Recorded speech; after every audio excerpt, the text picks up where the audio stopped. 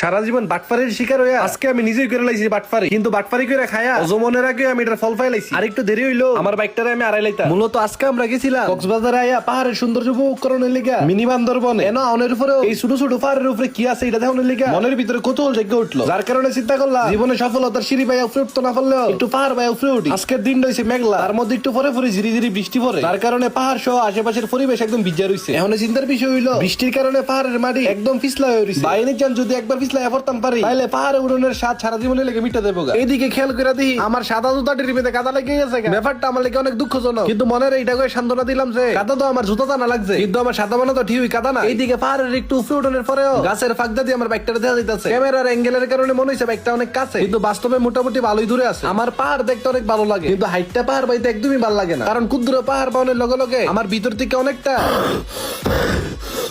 এরকম সাউন্ড বাইরে। এদিকে পার ভাই উপরে উঠানোর পরে খেয়াল করলাম একটা ফুলা কি জানি ব্যস্ত আছে। সামনে যাওয়ার পরে দিই আনারকলি, এদের জিগাইলাম বড় একটা আনারকলির দাম কত? হেতে কো 50 টাকা। পরে আমি কই ভাই 20 টাকা দিবি নি? হেতে কো না একদম 50 টাকা। ভাই আমরা গরিব শরীফ মানুষ, আমরা কিছু টাকা ছাড় দিলে আল্লাহ তোর অনেক বড় ছাড় দিব। ওমা হেরে কুদ্দুরে তেল মারনের পরে দেখি 50 টাকার আনারকলি 20 টাকা দনে লেগে রাজি হয়ে গেছে। আমি কক্সবাজার আইছি বহুবার, এর মধ্যে আনারকলি ট্রাই করছিলাম একবার, ও একটু মোহদনের লগে লগে আরেকটা হাবলা দলে গেছিল। দুঃখের কথা হইলো আনারকলির অরিজিনাল টেস্টটা এরকম এটাই প্রথমবার খায়া দেখা। প্রথমে এক চামচ মোহদনের পরে লবণ মরিচ আর এই আনারকলি এক অদ্ভুত স্বাদ আমার মুখের ভিতরে ব্রাস্ট করছে। এখন আমার হাউন দেখে অনেকের মুখ দিয়ে লুল পড়তে পারে, এটা লেগে আমি মুটেও দাই না। আপনি কোন সময় আনারকলি ফলাইছেন কিনা অবশ্যই কমেন্ট বক্সে জানাই। এইদিকে ভাবছিলাম বিকেলটা বিচের মধ্যে পার করা, কিন্তু আমরা পাহাড়ের থেকে নামছি, আমরা লগে লগে দিয়ে বৃষ্টিও নেমে গেছে। আমার কাছে ব্যক্তিগত বৃষ্টির মধ্যে পাহাড় ভালো লাগে। আর এই বর্ষাকালে এক এক সময় পাহাড়ের এক এক গ্রুপ দেওয়া যায়। মেঘলা দিনে পাহাড়ি রাস্তার মধ্যে বাইক রাইড করতে ভালোই লাগতেছিল। এই অসাধারণ পরিবেশের মধ্যে তাইরেনের বন্ধুরা গান গাইতে গাইতে আমরাই পড়ছি বিচের মধ্যে বাইক নামানোর লিগা। কক্সবাজারে বাইক ট্যুরে আয়া বিচের মধ্যে যদি বাইক না নামান যায় তাহলে এইটার থেকে ব্যর্থতার ট্যুর আর হইতে পারে কিনা আপনারই। আমি যতবার বাইক লয়ে কক্সবাজার আই ততবার এই সিফাসাবাদা বিচের মধ্যে বাইক নামাইলাম, কিন্তু এবার বিচের মধ্যে বাইক নামায়া এমন মাইনকা সিফাত পড়ি যেটা আমি জীবনে কল্পনা করছি না। বিচের মধ্যে নামানোর সময় ভাবছিলাম মেঘলা ওয়েদারে বিচের মধ্যে ভিডিও সুন্দর হইব, কিন্তু বাইকটা লয়ে নামার লগে লগে দেখি বৃষ্টি নেমে গেছে। আইক আইক খাই রে কি আর করা, বৃষ্টি থেকে বাঁচানোর লেগে বিচের মধ্যে বাইক রেখে ওই দুইটা গিয়া একটা টং ধরনের মধ্যে আশ্রয় নিলাম বৃষ্টি থামানোর আশায়। ওই দিকে দেন না আমার বাইকটা একা একা কেমনে বৃষ্টি বিলাস এবং সমুদ্র বিলাস করতেছে। বাইকের এই সমুদ্র বিলাস দেখা আমার নিজের অনেক লোভ লাগতেছিল, কিন্তু বৃষ্টিতে ভিজলাবা লাগে যাবো ঠান্ডা। এদিকে অপেক্ষা করতেছি বৃষ্টিটা থামানোর লিগা, কিন্তু মরার বৃষ্টি থামানোর কোনো নামগন্ধ হই নাই। আর আমি চায়ের দোকানের থেকে অবাক দৃষ্টিতে তাকাই রয়েছে আমার বাইকের দিকে। একটা সময় খেয়াল করলাম ঠাস করে জোয়ারের পানি পড়ছে, আর আমার বাইক এসে একদম মাঝখানে যেমনি পানি ভরা শুরু করে দিছে। আর কয়েক মিনিট পরেও বিচের পানির মধ্যে বাইকটারে উৎসর্গ করে দিয়ে যেতে গিব। ভাই এতক্ষণ নিজের শরীরের চিন্তা করে বৃষ্টি ভিজি না, কিন্তু যখন দিই বাইকের এই পরিস্থিতি তখন বৃষ্টি ভিজা বাইক উদ্ধার করা ছাড়া আর কোন উপায়ই নাই। এই যে দেখছেন নামানোর সময় এই জায়গা একদম হুগনা ছিল, কয়েক মিনিটের মধ্যে দেখেন এই ছোট একটা ক্যানেলের মধ্যে কি পরিমাণ পানি। এদিকে দুঃখ পরাক্রান্ত মন নিয়ে বৃষ্টি ভিজা বাইকটারে বিচের থেকে লয়ে আইছি, কিন্তু মনে মনে একটা আফসোস লাগতেছে বিচের মধ্যে বাইক নামাইলাম কিন্তু কোন একটা ভিডিও নাই, ছবি নাই।